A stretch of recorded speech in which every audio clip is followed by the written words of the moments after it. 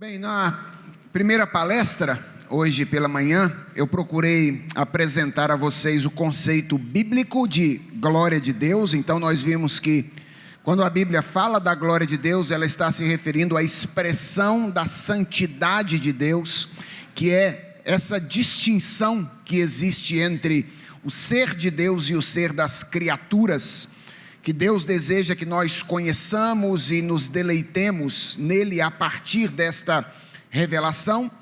E procurei mostrar também que o ambiente primário onde a glória de Deus se manifesta é a criação. Ou seja, Deus criou a realidade com esta finalidade: expressar a sua glória, compartilhar a sua glória, ser um ambiente de experiência e deleite nele, a partir da glória que a criação revela. Quem conhece a narrativa bíblica sabe, porém, que não demorou muito para que esse projeto divino de revelação da sua glória por meio da realidade criada deixasse de ser compartilhado por nós, seres humanos, e fosse substituído no nosso coração e nos nossos esforços por um projeto que eu vou denominar aqui um projeto alternativo de autoafirmação. E nessa palestra, o que eu pretendo fazer é realizar também dois diferentes movimentos. Primeiro, mostrar que a queda em pecado foi exatamente isso: uma substituição de projeto ou uma tentativa de usurpação da glória de Deus. Eu quero mostrar isso para vocês de maneira bastante rápida no primeiro movimento que eu vou realizar. E depois eu quero mostrar no segundo movimento como Deus responde a essa tentativa do homem de usurpar a sua glória por meio desse projeto de autoafirmação. Então, veja que a gente está, de alguma forma, preparando o terreno, não é?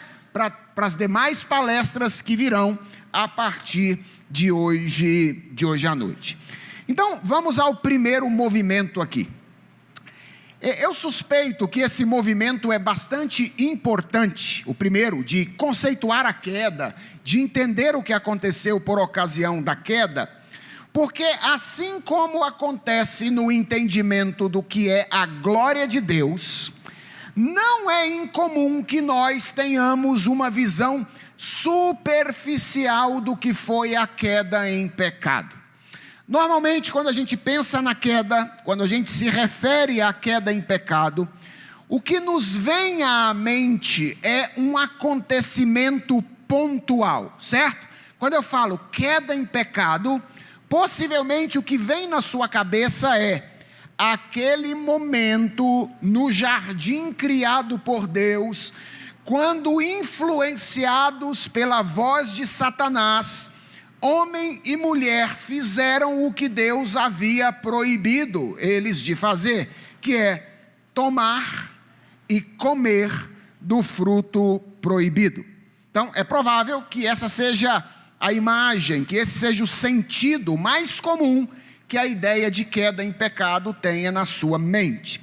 Sem dúvidas, há um sentido no qual é possível se referir à queda nesses termos, mas eu quero mostrar a você que uma compreensão mais adequada da queda, mais aprofundada da queda, precisa nos levar à compreensão de que o ato de tomar e comer do fruto proibido foi, na verdade, o desfecho ou o resultado de um processo que, na base, traz uma tentativa de usurpação da glória de Deus através de um projeto de autoafirmação. Inicialmente, é preciso considerar duas coisas, certo? Primeiro, lembre-se que a queda acontece sob a influência da serpente. Vocês se lembram disso? A queda acontece sob a influência da serpente. quem é a serpente? O texto de Gênesis 3 não diz, certo? A gente não sabe enquanto está lendo o livro de Gênesis. A gente só descobre isso em Apocalipse 12. É lá em Apocalipse, quase no final da Bíblia, que nós descobrimos que a serpente é o dragão. Essa é a imagem, não é? Que o Apocalipse usa. A serpente é o dragão, o adversário.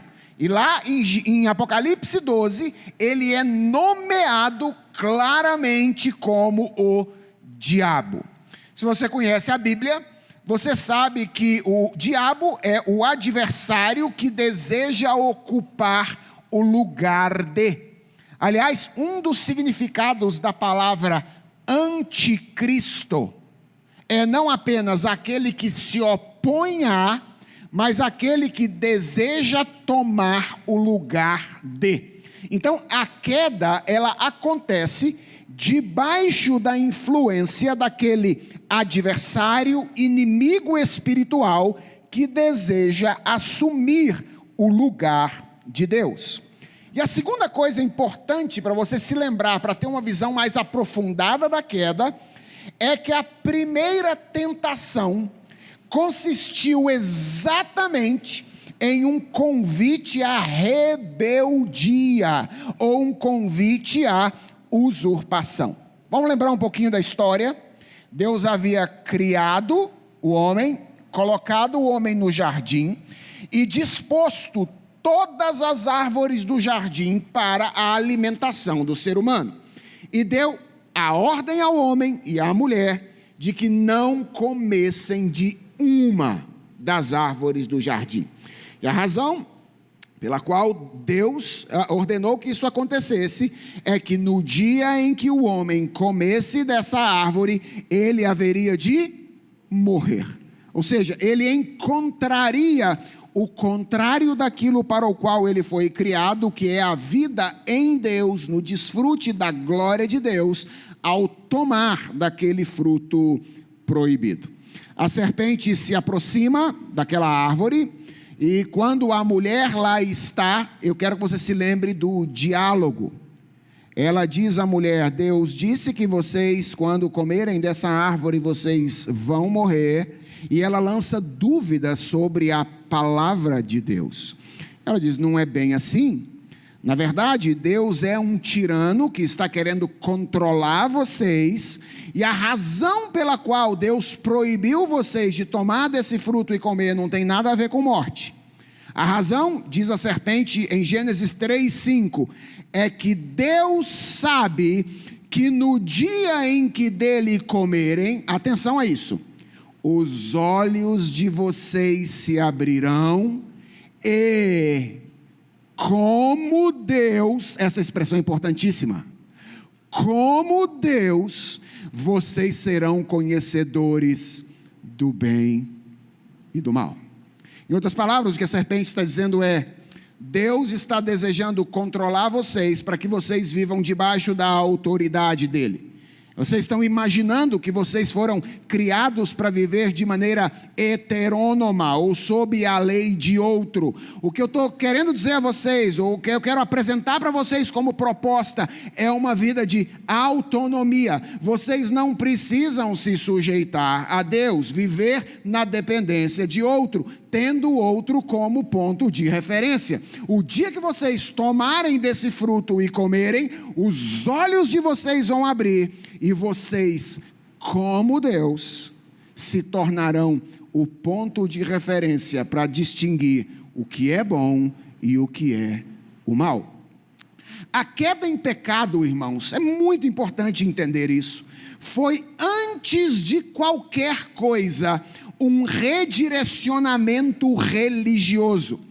Quando Adão e Eva tomaram e comeram do fruto proibido, eles estavam apenas materializando alguma coisa que já havia acontecido no coração deles, quando eles aceitaram a tentação de Satanás. A queda em pecado foi o homem que havia sido criado de maneira teorreferente, guarde essa palavra, de maneira teorreferente. O que isso significa? ou seja, tendo Deus como seu ponto de referência, para a partir dele distinguir bem e mal, se tornou autorreferente. Percebeu a distinção? O homem criado para viver de maneira teorreferente se torna agora autorreferente. O que significa isso? Ele passa a fazer de si próprio o ponto de referência para a sua vida. Então, a queda em pecado, irmãos, é algo que eu e você conhecemos muito bem. Talvez a nossa experiência seja tão clara que as palavras aqui apenas ajudem a despertar algo que a gente conhece muito. A queda em pecado foi, ao invés de Deus, eu. Ao invés da glória dele, a minha glória. Isso foi o que aconteceu na queda em pecado. E os capítulos seguintes do livro de Gênesis mostram que esse espírito que esteve presente em Gênesis capítulo 3 se tornou tendência entre nós, seres humanos, depois da queda. Eu quero desafiar você a, depois dessas palestras de hoje, ler os 11 primeiros capítulos do livro de Gênesis.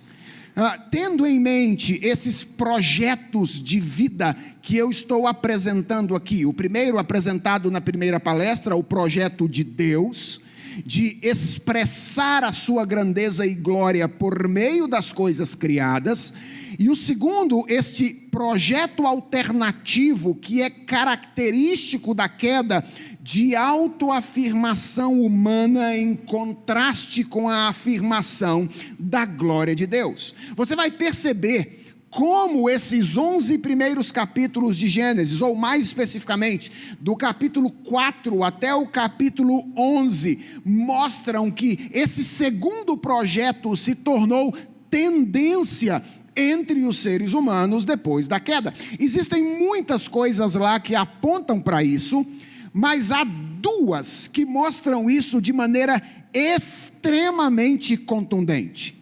Primeiro é uma personagem, um homem chamado Lameque.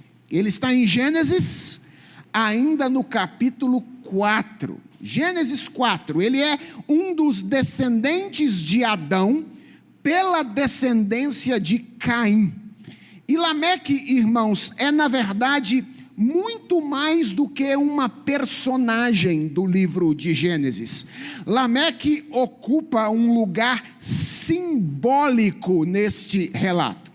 Aliás, leia depois as duas genealogias. A gente acha que genealogia está na Bíblia por acaso, né? Leia depois a genealogia de Gênesis 4 e a genealogia de Gênesis 5, que são a descendência de Adão pela via de Caim e a descendência de Adão pela via de Sete. E você vai perceber que Lameque e Enoque ocupam exatamente o mesmo lugar na ordem de descendentes de Adão. Eles são o sétimo depois de Adão. Vocês sabem que 7 é um número extremamente importante na Escritura Sagrada, porque ele traz a ideia de completude. Então, Lameque é o sétimo depois de Adão, pela descendência de Caim, enquanto Enoque é o sétimo depois de Adão, pela descendência de Sete. O que nós temos nessas duas figuras são mais do que duas personagens, eles são símbolos de duas linhagens, eles são personagens simbólicos de duas humanidades que percorrem paralelamente toda a história da Escritura Sagrada. E Lameque é o personagem escolhido para ser o símbolo daquilo que o homem se tornou individualmente depois da queda em pecado. E quem é Lameque? Lameque é um homem autocentrado. Lameque é um homem extremamente ansioso por independência, um homem que se arroga por viver um estilo de vida na qual ele e mais ninguém são o centro do universo. Lameque é um personagem ao qual a Bíblia vai fazer algumas referências. Por exemplo, quando Jesus Cristo diz que nós devemos perdoar a alguém 70 vezes 7, quem é que Jesus Cristo tem em mente? Por contraste, Lameque, que disse que se de Caim se vingaria apenas 7 vezes de uma pessoa, Lameque era tão bom, que dele se vingaria 70 vezes 7. Esse é o estilo de vida característico de um projeto autocentrado. A minha glória é o que importa e eu vou defender a minha glória, custe o que custar. E Jesus Cristo vem para apresentar o resgate de um novo projeto que é contrário ao projeto deste homem chamado Lameque. Então, o texto de Gênesis mostra que um projeto alternativo começa a ser vivenciado pelo homem em Gênesis capítulo 3 e passa a estar presente na história da humanidade, como mostram os capítulos seguintes. Lameque é uma evidência disso. E a outra evidência disso, a outra amostra contundente disso nesses capítulos é um evento. Não é um personagem, mas é um evento. Alguém imagina que evento seja esse? Babel. Em Gênesis capítulo 11. Se Lameque é o símbolo individual desse projeto, Babel é o símbolo coletivo. É o símbolo social desse projeto. Babel, irmãos, é um projeto completamente antagônico, contrário ao projeto de Deus. Lembrem-se que o projeto de Babel é se ajuntar, enquanto o projeto de Deus é se espalhar. Deus havia criado o homem para que a sua glória fosse espalhada por toda a terra. Em Gênesis 11, os homens não querem se espalhar, eles querem se ajuntar. E Babel é uma proposta antropocêntrica de redenção. É uma tentativa de promover de baixo para cima aquilo que, segundo Deus já havia mostrado em Gênesis 3, a gente vai ver daqui a pouco, não pode ser construído pelo homem, mas deve ser recebido, porque nos é dado gratuitamente por Deus, de cima para baixo, que é a redenção. Qual é o projeto de Babel? É construir uma torre que atinja os céus. É o homem querendo ligar a terra e o céu através da sua própria força, da força do seu braço. Então Babel é um ajuntamento, enquanto Deus havia dado a ordem para se espalhar. Babel é uma proposta antropocêntrica de redenção, uma tentativa de construir na ordem inversa aquilo que Deus haveria de oferecer ao ser humano. E o propósito declarado de Babel é... Qual é o propósito declarado de Babel? Tornar célebre o nome daqueles que estão envolvidos nele. Percebe como é que um projeto contrário ao projeto de Deus está sendo desenvolvido a partir de agora? Nós frequentemente olhamos para a queda e dizemos: foi o ato de tomar e comer do fruto proibido. Sim, é verdade, aquilo foi o ápice, aquilo foi a manifestação concreta. Mas a queda, na verdade, tem algo mais na sua profundeza. A queda é o ato de rebelião da criatura contra o Criador, uma tentativa de usurpação da glória do Criador por parte da criatura. E eu quero que você saiba que o pecado nunca deixou de ser aquilo que ele é desde o começo. Todas as vezes que nós pecamos contra Deus, é nisso que nós estamos, de alguma forma, envolvidos. Este é, irmãos, o nosso problema por excelência. É que nós temos uma inclinação natural de buscar a nossa glória, ao invés de buscar a glória de Deus. Nós que fomos criados pessoas teocêntricas, teorreferentes, nos tornamos pessoas autorreferentes. Vocês querem ver como é que a nossa linguagem aponta para isso? Frequentemente a gente diz: pastor, eu estou tentando me encontrar. Ora, se você está tentando se encontrar, para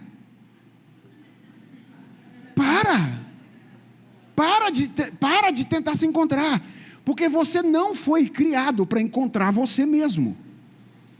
Você foi criado para encontrar Deus e os outros. Até a sua disposição física aponta para isso. Qual é a única pessoa que você não vê nesse recinto, nessa manhã? Qual é a única pessoa que você não vê? Você mesmo.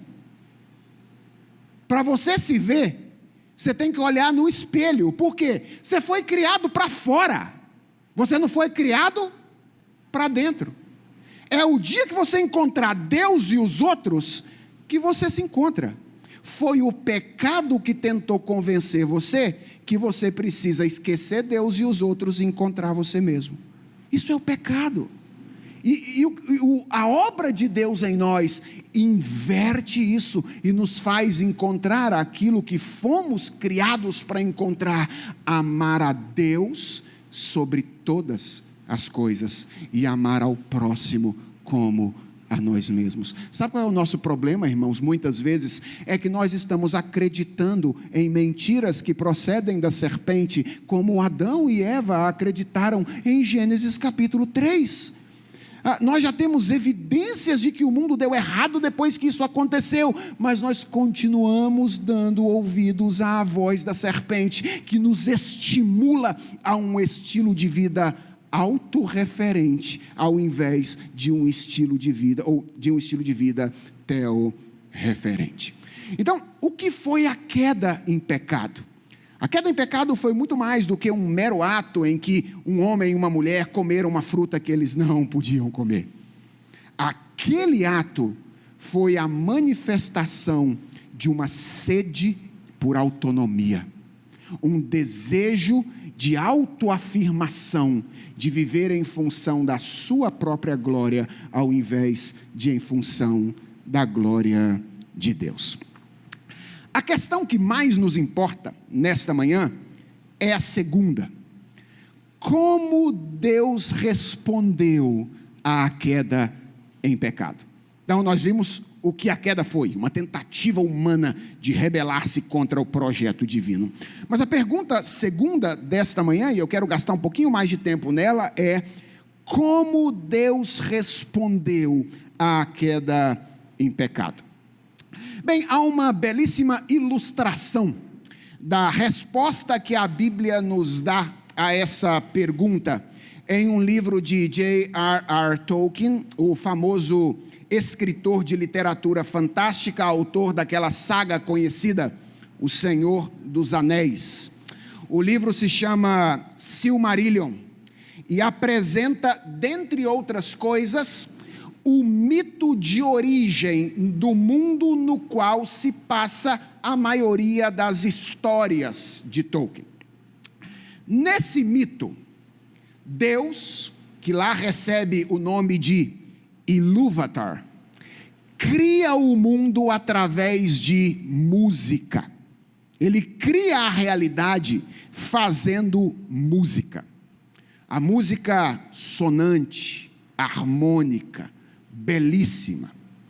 E algum tempo depois, um dos Ainur, chamado Melkor, os Ainur são uma criatura deste mundo que Ilúvatar trouxe à existência. Melkor organiza uma rebelião e produz a dissonância. Ele distorce o tema musical proposto por Ilúvatar. Essa é a imagem que Tolkien constrói de criação e de queda. E vejam o que Ilúvatar faz quando Melkor cria a distorção e um novo tema musical. Abram aspas para Tolkien. No meio dessa contenda, na qual as mansões de Ilúvatar sacudiram, e um tremor se espalhou, atingindo os silêncios até então impassíveis. Ilúvatar ergueu-se mais uma vez, e sua expressão era terrível de ver. Ele então levantou as duas mãos e, num acorde mais profundo que o abismo, mais alto que o firmamento, penetrante como a luz de seu olho, a música cessou. Então falou Ilúvatar e disse: poderosos são os Ainur, e o mais poderoso dentre eles é Melcor. Mas para que ele saiba, e saibam todos os Ainur que eu sou o Ilúvatar, essas melodias que vocês entoaram, irei mostrá-las para que vejam o que fizeram. E tu, Melcor, verás que nenhum tema pode ser tocado sem ter em mim sua fonte mais remota. Nem ninguém pode alterar a música contra a minha vontade. E aquele que tentar, provará não ser senão o meu instrumento na invenção de coisas ainda mais fantásticas que ele próprio nunca imaginou. Irmãos, essa belíssima passagem ilustra o fato de que, em sua eterna sabedoria e graça, Deus abraçou o pecado humano e os seus efeitos. Atenção, não no sentido de ignorá-lo, não no sentido de torná-lo correto, não no sentido de torná-lo bom, mas no sentido de usá-lo para o bem, para que a glória antes vista no ambiente da criação pudesse ser vista agora de maneira ainda mais amplificada no ambiente da redenção. Isso foi o que Deus fez quando o homem resolveu trazer à tona um projeto alternativo, tentando frustrar o projeto original de Deus. Deus não foi surpreendido pela queda em pecado. E o capítulo 3 de Gênesis, que é o capítulo onde nós encontramos o relato da queda, mostra que a resposta de Deus estava preparada. Tão logo a queda aconteceu e o pecado adentrou a nossa experiência. E ela aparece de duas maneiras absolutamente belas neste capítulo. Primeiro, ela aparece em Gênesis 3, a resposta de Deus ao pecado humano, a redenção, que é o novo ambiente para a manifestação da sua glória, por meio de um evento, de um acontecimento, de um ato, por meio de um drama. Vamos usar essa palavra. O verso 21 de Gênesis 3 diz que o Senhor Deus fez roupas de peles com as quais vestiu Adão e sua mulher. Você já tinha reparado que Deus foi o primeiro estilista da história? Sim ou não? Já tinham reparado? Deus foi o primeiro estilista da história. Na verdade, Adão tinha tentado fazer umas roupinhas antes, não é? Antes de Deus fazer as roupas para ele, mas foram só arremedos, certo? As roupinhas de Adão não duraram muito tempo. Deus foi o primeiro estilista da história. E isso não é algo que deve nos passar despercebido, certo? Olha como é que a Bíblia tem algo a dizer a respeito de todas as dimensões da realidade. Você quer estudar moda? Pois a Bíblia tem algo a dizer sobre moda. Deus foi o primeiro estilista da história. E um dos princípios básicos para o uso de roupa, segundo Gênesis 3, é que roupa existe para cobrir, não para mostrar, certo? Esse é o primeiro princípio básico. Deus fez roupas para cobrir, não para mostrar. Eu sei que o nosso mundo faz as coisas invertidas, e é por isso que quando você vai comprar roupa lá na loja, então a vendedora geralmente tenta convencer você dizendo que a roupa mostra o que você tem de mais bonito. Isso valoriza o seu busto, isso valoriza as suas pernas e etc.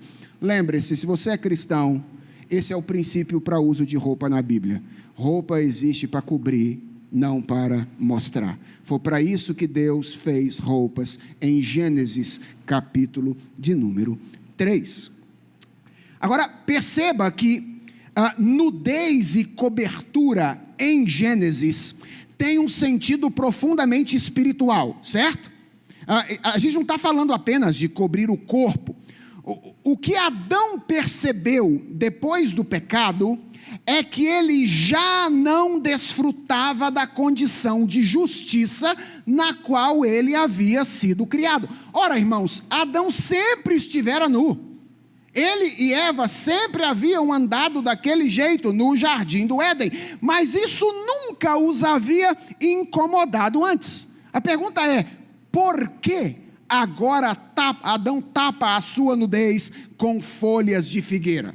Ora, porque ele já não desfruta mais da condição de justiça diante de Deus, da qual ele desfrutava anteriormente. O pecado de fato abriu os seus olhos. Ele percebeu que agora ele já não desfruta mais dessa justiça. E qual é o primeiro impulso de Adão? O primeiro impulso de Adão é o impulso de Babel. Tentar resolver o problema por si mesmo. Dar um jeito, construir uma maneira de recuperar essa justiça outrora perdida a partir dos seus próprios esforços. É isso que Adão faz quando ele toma as folhinhas de figueira e tampa a sua nudez, imaginando que agora ele pode aparecer diante de Deus e ser recebido por Deus como se fosse justo, porque botou umas folhinhas de figueira na frente do seu corpo. E o que Deus faz? Deus olha para Adão e diz: tira essa roupa. Isso não resolve nada, nada. Deixa que eu vou vestir você. E Deus veste Adão e Eva, atenção a isso, com roupas de pele. E esse ato divino comunica duas coisas. Primeiro, comunica que qualquer tentativa humana de resolver o problema que tem diante da justiça de Deus por si mesmo é inútil. Não adianta, irmãos, nós não vamos resolver esse problema se nós o percebermos por nós mesmos. Será inútil tentar fazer qualquer coisa que possa promover a nossa justiça diante do nosso Criador. O que aconteceu em Gênesis 3 foi grave demais para que nós pudéssemos resolver por nossas próprias forças. A tentativa humana de resolver o problema do pecado por si só é inútil. Agora, isso também mostra que Deus resolve o problema do pecado, porque aqui nós temos a primeira pregação pictórica do Evangelho. O que teve que acontecer para que o homem e a sua mulher fossem vestidos com roupas de pele? Um animal teve que morrer. E o sangue desse animal precisou ser derramado. O que Deus está fazendo quando Ele cobre Adão e Eva com roupas de pele nesta passagem? Ele está declarando que Ele resolve o problema do pecado por meio de um cordeiro que haveria de vir para expiar os pecados da humanidade. Então, em primeiro lugar, nós temos a proclamação do plano redentor de Deus por meio de um evento, por meio de um ato ou por meio de um drama. Mas nós encontramos, em segundo lugar, esta mesma proclamação, agora verbal, auricular, por meio de uma promessa. E eu me refiro ao verso de número 15 de Gênesis 3, onde nós temos um versículo que tem sido chamado pelos estudiosos da Bíblia de o proto-evangelho, ou o primeiro evangelho, ou ainda o evangelho seminal, ou o evangelho em semente, onde Deus, no meio da sua predição de juízo sobre a serpente, diz: porém inimizade entre você e a mulher, entre a sua descendência e o descendente dela, este lhe ferirá a cabeça e você lhe ferirá o calcanhar. Essa é a primeira grande promessa evangélica de toda a Escritura Sagrada. É muito difícil saber o quanto o leitor primário de Gênesis 3,15 podia compreender a respeito da obra de redenção. Lembra que Gênesis foi escrito por Moisés para o povo de Israel saindo do cativeiro egípcio em direção à terra prometida. Então é muito difícil saber o quanto um israelita daquele tempo, lendo Gênesis 3,15, compreenderia a respeito do plano de Deus que seria executado na história. Mas aqui, da nossa posição privilegiada, e vejam, geralmente a gente sempre imagina que ter vivido naquele período da revelação era melhor do que viver no período pós-revelação, não é? A gente sempre diz: se eu tivesse lá vendo os milagres acontecerem, se eu tivesse lá vendo Jesus multiplicar pães e peixes, eu acho que eu nunca seria incrédulo como eu sou hoje. Olha, meu irmão, se você consegue ser incrédulo depois de tudo ter acontecido, se você estivesse lá seria pior, certo? Se depois de tudo se cumprido, né, da cruz do Calvário, da cruz ter sido erigida no Calvário, nós ainda temos dificuldade de crer, não adianta imaginarmos que por vermos as coisas lá seria diferente. Então, nós estamos, na verdade, em um ponto privilegiado da história. E nós percebemos, olhando para trás, que esse pequeno versículo de Gênesis 3, proferido naquela ocasião e que acompanhou a história, a igreja ao longo da sua história, possui sugestões muito claras de que Deus tinha um plano para redimir o homem e conduzi-lo de volta ao seu projeto original. Em outras palavras, o que eu estou querendo que você entenda agora nessa segunda palestra é que Deus não tem apenas um projeto criacional, um plano criacional. Deus tem também um plano redentor. Ao longo de toda a eternidade, Deus elaborou este plano. E traços deste plano ficam evidentes nesse verso 15 do capítulo 3. Pelo menos 3 diferentes traços. Primeiro, há aqui a informação de que o projeto redentor de Deus envolveria um conflito histórico. Vocês perceberam aí que o texto fala, Deus fala, de uma inimizade duradoura entre duas descendências, literalmente, entre duas sementes. Quais são elas?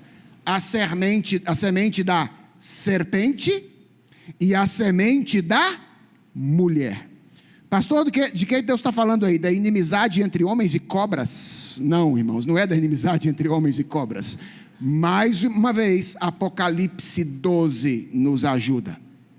Apocalipse 12 fala de uma mulher perseguida por um dragão, que é a antiga serpente. A mulher é símbolo da igreja, o povo de Deus ao longo da história. O dragão, Satanás e a sua linhagem. Em outras palavras, O texto está falando para nós aqui de uma linhagem rebelde, governada por este ser que é o cabeça neste plano alternativo de Gênesis 3, e uma linhagem fiel, que é feita fiel por Deus, através do seu plano de redenção. Então, a primeira coisa que fica clara aqui é que há um conflito histórico duradouro que perpassa a história da humanidade nesse projeto redentor que Deus está colocando em prática. A segunda coisa que fica evidente aqui é que há uma batalha particular. Então, há um conflito duradouro, mas há uma batalha específica, há uma batalha particular. Se você for um leitor atento, ou foi um ouvinte atento, você percebeu que a tradução bíblica que eu li aqui, não opõe duas descendências, opõe uma descendência a um descendente. E isso é tão importante, que Paulo na carta aos Gálatas vai usar esse singular aí, como argumento, para poder mostrar que Jesus Cristo é o Messias. Jesus Cristo é o Redentor, é a descendência da serpente, tentando esmagar o descendente da mulher. Quantas vezes isso aconteceu ao longo da história? Você se lembra? Quando, por exemplo, no Egito, Faraó determina que todos os homens do sexo masculino, todos os bebês do sexo masculino fossem mortos. Quando depois Atalia, no livro dos reis, determina que toda a descendência de Davi fosse morta.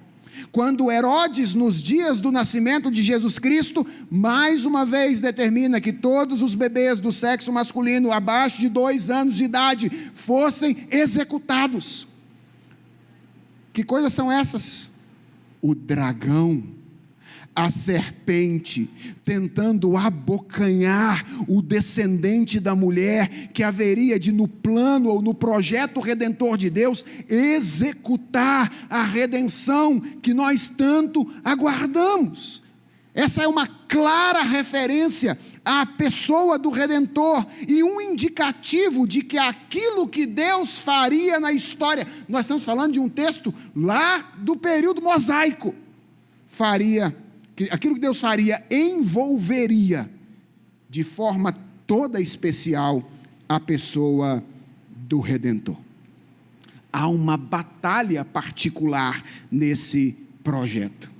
E há uma terceira coisa que ainda é possível perceber em Gênesis 3,15, sobre a maneira como Deus executaria em seu plano essa redenção.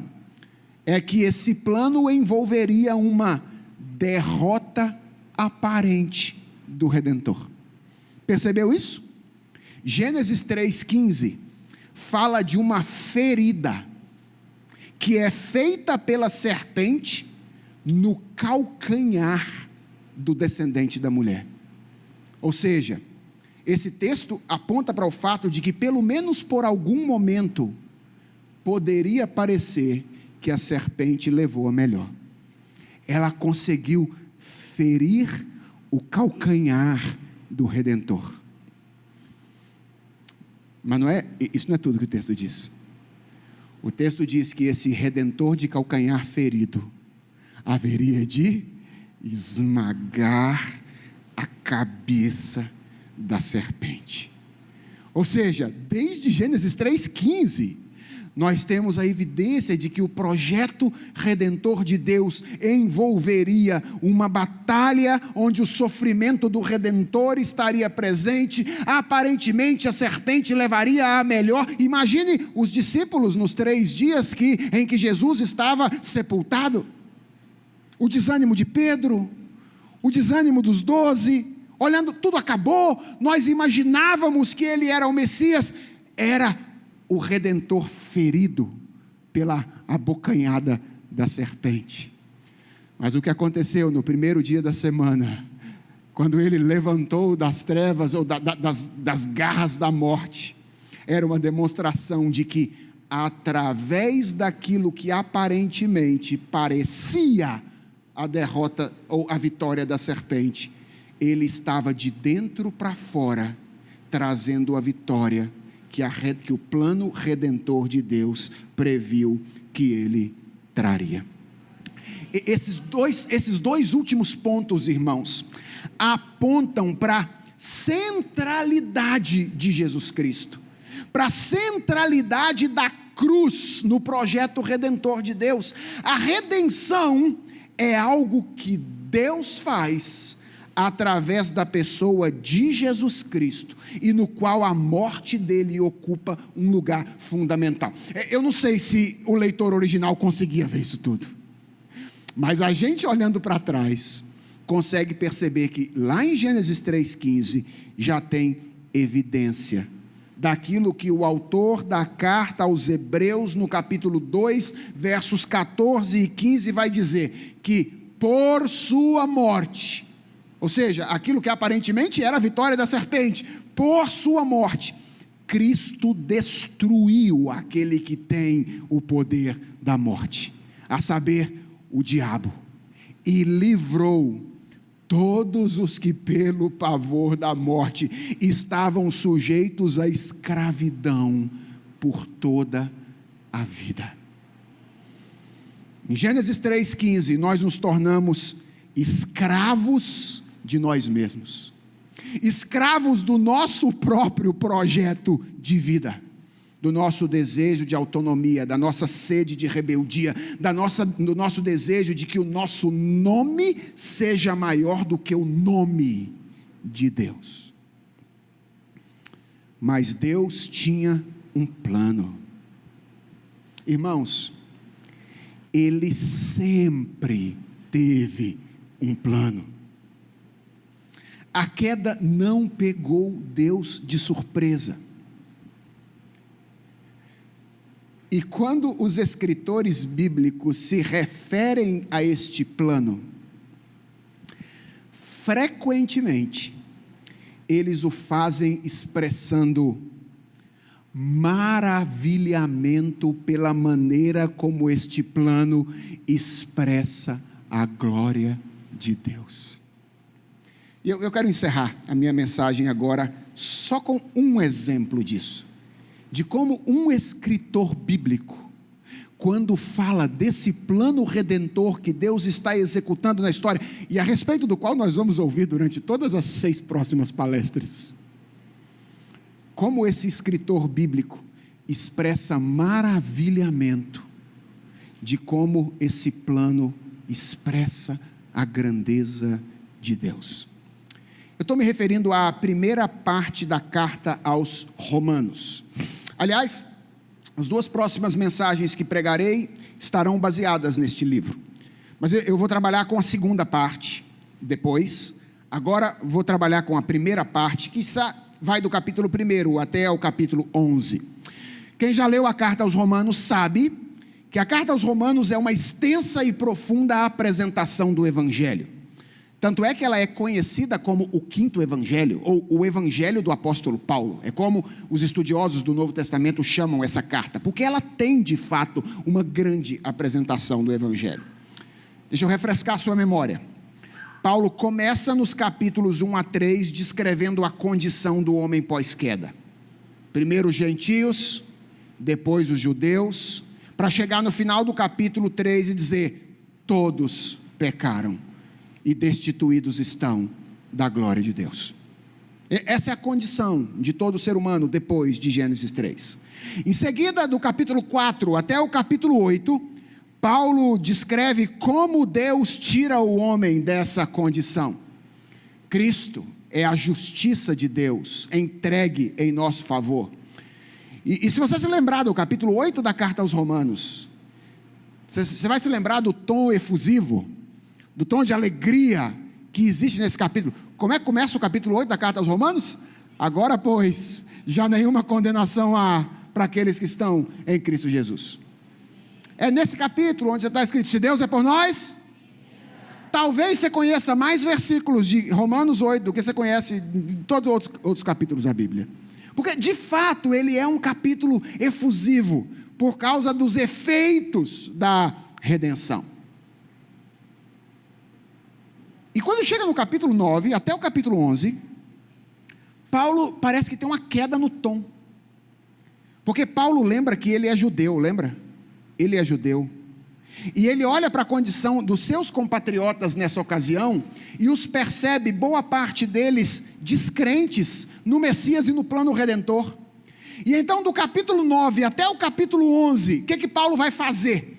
Ele vai mostrar como os judeus e gentios são alcançados pela redenção por meio do endurecimento de cada um dos grupos. Ele vai dizer como é que Deus, através do endurecimento dos gentios, ou dos judeus, promove a inclusão dos gentios. Para que no futuro, por meio de um aparente endurecimento dos gentios, ele promova uma nova inclusão dos judeus. É claro que há diferentes interpretações de Romanos capítulo 11, mas de maneira geral isso é o que Paulo está fazendo nesses capítulos. E quando chega no final do capítulo 11, Paulo olha para esse trabalho de Deus na história, que envolve endurecimento de um grupo, inclusão do outro, depois inclusão desse mesmo grupo anteriormente endurecido, e etc., e como numa explosão de sentimentos por perceber como esse plano expressa a grandeza de Deus, ele termina essa parte com uma doxologia. Gente, teologia duríssima. Capítulos 9, capítulos 10, capítulos 11. Em geral, quem olha para aqueles capítulos lá falam: será que pode sair devoção de um trabalho teórico tão rigoroso quanto esse? E como é que termina o apóstolo Paulo? Profundidade da riqueza, tanto da sabedoria como do conhecimento de Deus.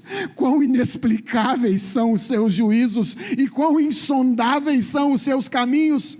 Quem conheceu a mente do Senhor? Ou quem foi o seu conselheiro? Ou quem primeiro deu alguma coisa a Deus para que isso lhe seja restituído? Porque dele, e por meio dele, e para ele, são todas as coisas. A ele seja a glória para sempre. Amém. É assim que o apóstolo Paulo termina essa parte, depois de falar do projeto redentor. Ele adora, ele louva. E se eu tivesse mais tempo, eu não tenho, eu ia mostrar para você como é que ele faz isso de maneira belíssima. Sabe por quê? Porque isso aqui é poesia. Teologia termina com poesia. 3 estrofes, uma exclamativa, uma interrogativa e outra exclamativa de novo. 3 estrofes, é o que Paulo bota aí, todas com uma estrutura triádica. A primeira menciona 3 atributos de Deus, a segunda 3 questionamentos retóricos, e a terceira estrofe 3 características de Deus na relação com a realidade. Finalmente, as 2 primeiras estrofes formam um quiasmo. O que é isso, pastor? Quiasmo é uma estrutura típica da literatura hebraica, na qual a gente tem uma inversão de ordem. Então, veja bem, pense, por exemplo, ou dê uma olhada nos versículos 34 e 35, ou 33, depois 34 e 35. 33 é a primeira parte exclamativa, e aí Paulo apresenta 3 diferentes atributos de Deus: riqueza, sabedoria e conhecimento, certo? Aí ele agora vai inverter a ordem na segunda estrofe. Ele vai falar: quem conheceu a mente, que tem a ver com conhecimento. Quem foi o seu conselheiro, que tem a ver com sabedoria. E quem deu alguma coisa a Deus, que tem a ver com riqueza. Percebe? O que Paulo está fazendo aqui? Está fazendo poesia. Com que finalidade? Revelar para nós como é que o plano redentor de Deus revela de maneira amplificada a sua glória. Porque há atributos de Deus que jamais seriam conhecidos em um mundo onde o pecado não existisse. Por exemplo, a ira, a misericórdia, a graça de Deus.